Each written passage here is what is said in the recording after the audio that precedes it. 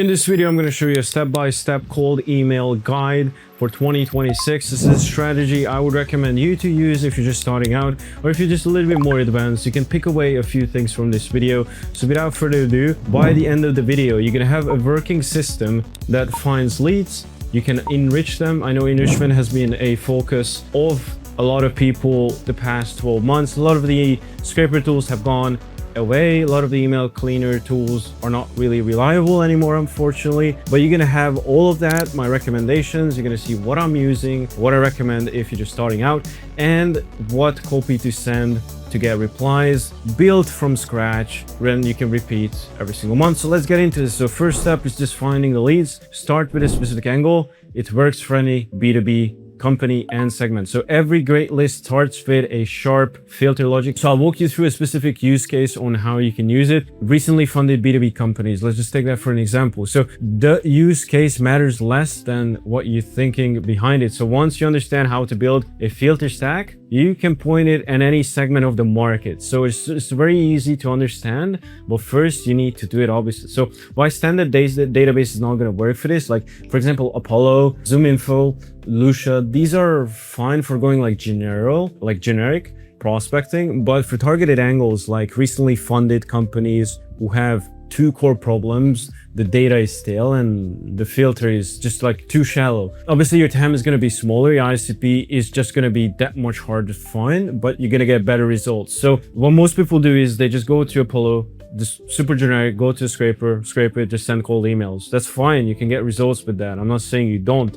It's just if you want to get the best out of the system, you need to do what most people don't, and that's just it, right? For this kind of target, you need to go closer. You need to go close to the source, like Crunchbase, you know, need to go like Lead Sonar, right? Like finding similar funded companies, or even Ocean.io as well for lookalike companies, right? So building your first filter stack, like figure out like what makes sense for you to target.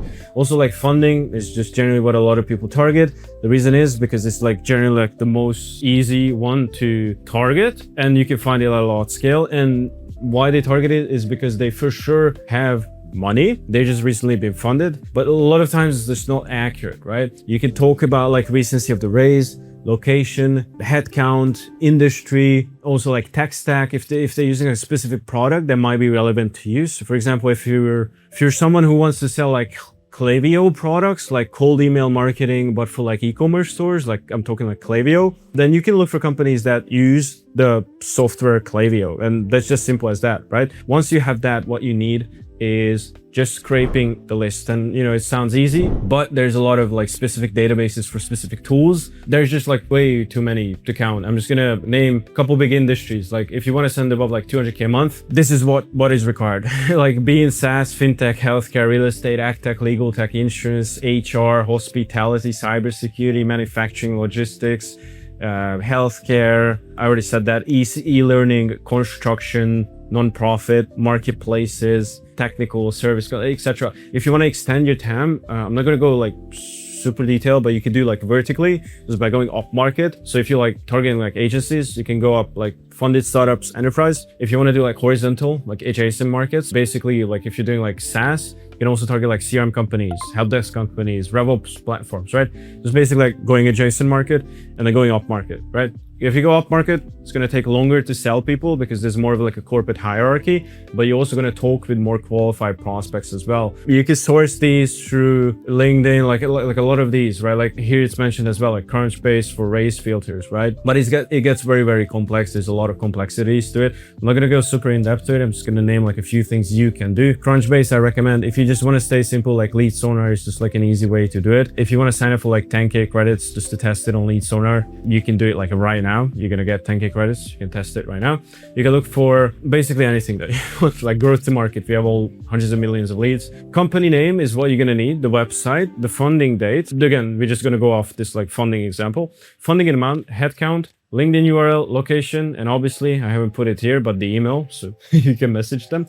Phone number, no, not yet at least, and I'll explain why. So once you have this, the filtering, you need to find the people, right? So going from companies to humans is just basically you need to enrich them. So now you have a list of domains. Once you have a list of domains, you can just go to any company that does waterfall enrichment. That's why I mentioned lead sonar. You can just bring it here, bring the data that you found, and it's going to run it through 18 sources. And you're only going to pay if it finds the data, the email, right?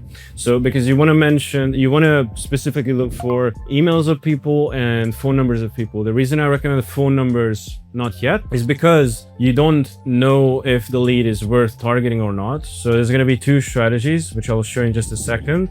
Is if you verify everything up front, you enrich the mobile numbers, or you just enrich on reply only. So you skip the mobile numbers initially. When the interested reply comes on, trigger a mobile enrichment via webhook. It's going to lower your costs by a ton because mobile numbers are by like 10 cents to enrich, and emails is just like, sorry, not 10 cents, like 20 cents, 30 cents to enrich. If you want like a confirmed mobile number, emails is like 10 times as cheap. So you're going to save yourself a lot of money. And you can do it at scale as well.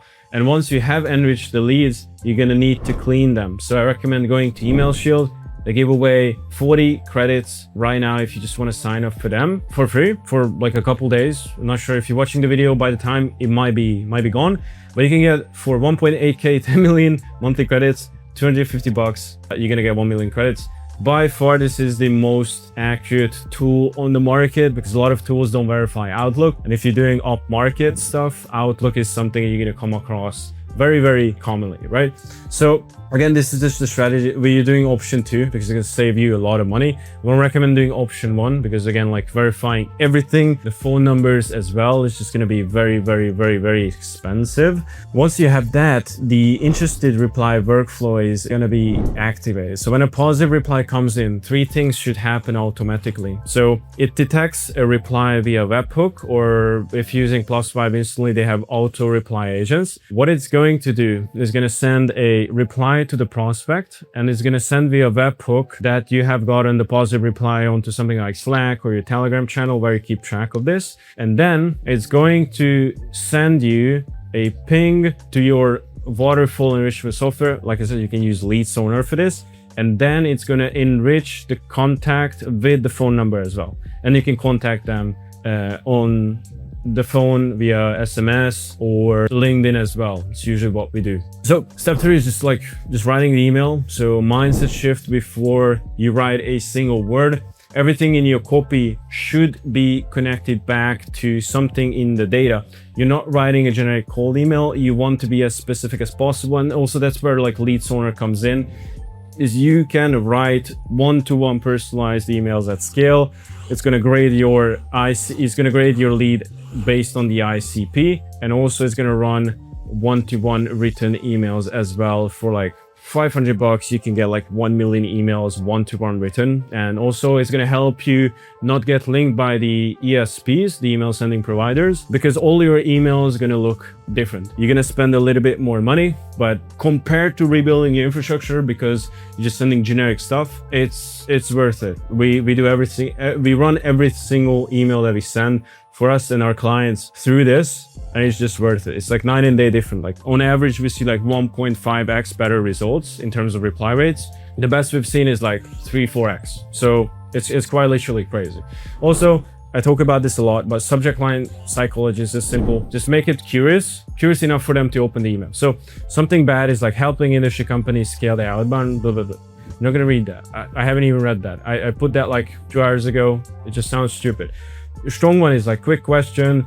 Is like is like cheating, like the reply, like they reply to first name, honest question. Or you could do like I said, like personal subject line, like quick thought on data flow series B. Like this one, you can see like we got the data that they've been recently funded, so you can mention that. It's a relevant point. So either mention something relevant in the subject line or just something to keep the mystique up. So something curious enough for them to open up the email. So why the preview text matter more than most people realize. On mobile, where most business email gets read, the inbox shows you the subject line and the first line. It's the same thing on like desktop, but like mostly it matters on mobile because you can preview shorter amount of text. So it's just very important. The first line is straight to the point, right? So first, it shouldn't be like, I hope the email finds you well, or my name is X, I'm from Y company, because it's not gonna have them open up the email. But let me show you like specific real examples on what this looks like, right? So real example is with personalized variables, like subject line, quick question, first name. The subject line wasn't AI personalized, but the first line was. So saw company just closed funding round, congrats. So this is what it looks like. So what they see is quick question, first name, is saw company closed funding round, congrats, and then ... That's all they see, and that makes them, you know, enticed enough to open up the email, right? So that's what you want to do. What makes it work is it's really not about you, it's about them. It gets them curious, like, oh, this guy knows what's up with me. Or you can also mention like a specific pain point, and you know, they automatically gonna assume like, this guy's specifically mentioning my pain point, why would he mention it if he doesn't have an answer for it, right? It's just something to get them to open up the email. It's literally all there is. All right, so follow-up strategy. Here's 3 options. If you send a follow-up, and you should if you're starting out, once you have 3 directions to go. Elaborate on the email. So basically you can add more context, pre-handle an objection, or just simplify your offer. That's usually what I like to do if I'm sending follow-ups. But if you see my other recent videos, I generally don't do follow-ups anymore, because I just like to get quick results fast. I have a huge TAM. It doesn't really matter for me it doesn't really make sense for me to do follow-ups, because I could just do more emails, more first-line emails. I have a ton of contacts. It doesn't really make sense to do follow-ups. So something like, still relevant, if the timing's off, happy to follow up in 90 days, 60 days. If you're curious, 15 minutes, all it takes, right? Like, shows actual, or you could do like reverse psychology. Like you could do like, hey, not like please reply, but like, hey, I actually take my time to write these out personally. So if it's not a fit, I'm a big boy. Like you can tell me no, and I'm not gonna get mad. If it's no, I'll just personally cross you off my list, and that's absolutely fine, right? So you can say something like this. Also, speed to lead matters. Call them within 5 minutes of the positive reply. If you have cold callers, if you don't have cold callers, at least like reply to them automatically with AI within 5 minutes. But if you have cold callers, that's great. Call them in 5 minutes. You're gonna get a crazy boost to you know, your sales. The full system is find leads, find people, write emails, and send it. And that's it. If you want us to build this for you, you can go to MailDeck and get the email infrastructure from, and you can go to Lead Sonar to do the AI enrichment, and Email Shield just to do the verification. They all have free trials if you just want to test it. But this is just a basic strategy for you for 2026. I added some extra notes what I'm doing. If you want to see the full strategy, it's going to be in different videos. It's hard to put everything into one, but even if you're a little bit advanced, I hope you got something, you took something away from this video. With this in mind, I hope you have a good one, and I'll see you in the next ones. Cheers.